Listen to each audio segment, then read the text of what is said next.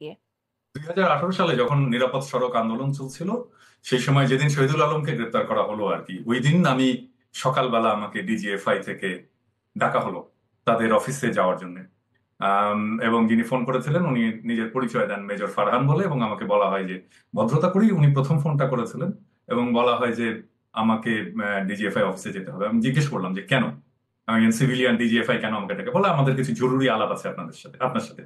আমি বললাম আলাপ আছে, ঠিক আছে, ফাইন, আপনি আসেন, আমার অফিসে আসেন, আমার বাসায় আসেন, একটা কোনো নিউট্রাল জায়গায় আসেন। প্রথমে মনে হলো অ্যাপারেন্টলি সে দেখা করতে চায়, বললো যে আমরা একটু পরে জানাচ্ছি, আমার বসের সাথে আলাপ করি। একটু পরে 5 মিনিটের মধ্যে আমাকে ফোন করে খুব রূঢ় ভাবে তখন বলল, আপনাকে আজকেই আসতে হবে এবং সন্ধ্যার আগেই আসতে হবে ডিজিএফআই অফিসে।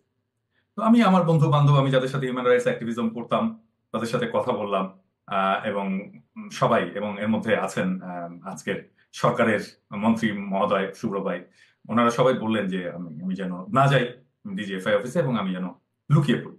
এবং আমি তখন থেকে লুকিয়ে পড়ি, এবং পরদিন আমার বাসায় ডিজিএফআই রেড করে, আমার অফিসে রেড করে ডিজিএফআই, আমি কোথায় এটা জানার জন্য। এবং আমি 5 মাস প্রায় আত্মগোপনে ছিলাম নানা জায়গায় ঢাকা শহরেই। এবং তারপরে যখন নির্বাচনটা হয়ে গেল, তারপরে মনে করলাম যে আর থাকাটা অনুচিত।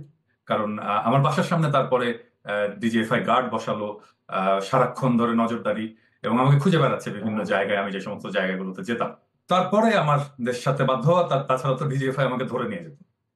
এবং ওই সময় আমরা জানি যে ডিজিএফআই যাদেরকে ধরে তাদের বেশিরভাগই ফেরে না। তো আমি ওই সময় আসলে যারা গুম হয়েছে তাদের একটা ডকুমেন্টেশন করছিলাম। তো ওই ডকুমেন্টেশনের সময় আমি জানতে পেরেছি যে যারা গুম হয় তাদের একটা বড় অংশকে ডিজিএফআই এইভাবেই ডেকে নিয়ে যায়। একটা ফোন পায় সে সকালবেলা, তারপরে তাকে যেতে বলা হয়, সে যায়, সে ভিকটিম, আর তারপরে কখনোই আর ফিরে আসে না। তো ন্যাচারালি আমিও তখন ভেবেছি যে আমার কপালেও সম্ভবত এটাই ঘটতে যাচ্ছে।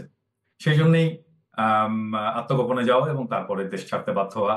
আর ফ্রান্সের কারণ হচ্ছে যে আমি তখন একটা ফ্রেঞ্চ হিউম্যান রাইটস অর্গানাইজেশনের সাথে কাজ করতাম, তারাই আমার আসার ব্যবস্থাটা করে দেয়, ভিসা টিসা যা, এবং আমার এখানে রাজনৈতিক আশ্রয় পাওয়ার জন্য তারা সর্বতোভাবে আমাকে সাহায্য করে।